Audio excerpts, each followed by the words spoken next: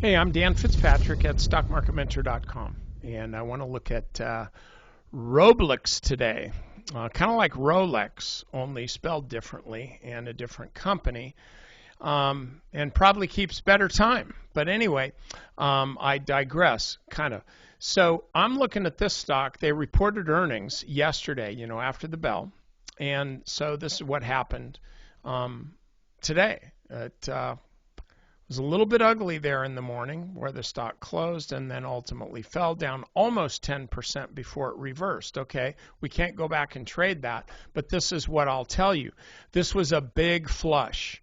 This was a big flush, got rid of all of the uncommitted shareholders, and the stock rallied back up above the opening print and closed very, very close to the intraday high. So this was a really, really strong closing location value. Because of that, and the fact that as I see it, this trend is just starting, this trend is just getting going. Might seem weird to say when it's up over 40%, but this is a pretty convincing reversal here. So I think that you could still buy this stock.